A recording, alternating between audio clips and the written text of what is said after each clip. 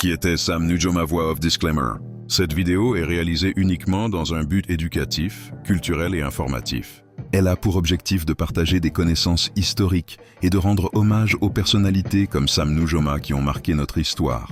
Les images et extraits utilisés le sont dans le respect du droit de citation et sans aucune intention de nuire. Sam Nujoma, figure emblématique de la lutte pour la liberté, est né le 12 mai 1929 dans le village d'Etunda, au nord de la Namibie, alors appelé Sud-Ouest africain et administré par l'Afrique du Sud. Issu d'une famille modeste, Sam grandit au cœur d'une société marquée par la ségrégation raciale et la domination coloniale. Dès son enfance, il connaît les injustices de l'apartheid et les privations imposées à son peuple. Faute de moyens, il interrompt ses études pour travailler comme berger et cheminot. Mais sa soif de justice et son sens du leadership l'amènent rapidement vers le militantisme politique. Ses luttes pour la liberté. Dans les années 1950, Nujoma s'implique activement dans la contestation contre l'administration coloniale. En 1959, après la sanglante répression de Windhoek, il prend la tête du mouvement nationaliste. Avec d'autres militants, il fonde la SWAPO, Organisation du peuple du Sud-Ouest africain, qui devient le fer de lance de la lutte pour l'aide-indépendance. Contraint à l'exil en 1960, Sam Nujoma installe la direction de la SWAPO à l'étranger.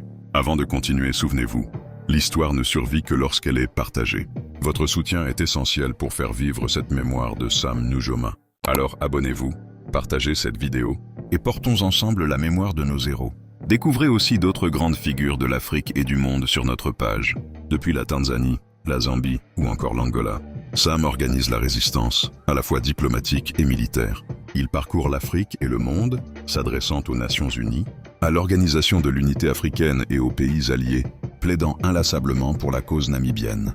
Son accession au pouvoir. Après 30 années de lutte acharnée et le soutien du mouvement panafricain, la Namibie obtient enfin son indépendance le 21 mars 1990. Sam Nujoma devient alors le premier président de la République de Namibie. Son accession au pouvoir symbolise la victoire de la résilience et de la détermination sur la domination coloniale. Ses réformes majeures. À la tête du pays, Nujoma s'engage à reconstruire une nation meurtrie par des décennies d'injustice. Il lance des programmes d'éducation pour former une nouvelle génération de Namibiens. Il investit dans la santé et les infrastructures afin d'améliorer les conditions de vie. Il œuvre à l'unité nationale en dépassant les divisions tribales et en prônant la réconciliation. Il engage des réformes foncières pour répondre aux inégalités héritées du colonialisme. Même si ce chantier reste complexe, ses relations avec les autres panafricains. Sam Nujoma n'a jamais mené son combat seul. Il a trouvé des alliés parmi les grands leaders africains. Avec Julius Nyerere de Tanzanie, il a reçu un appui logistique et politique décisif. Avec Kenneth Kaunda de Zambie, il a coordonné les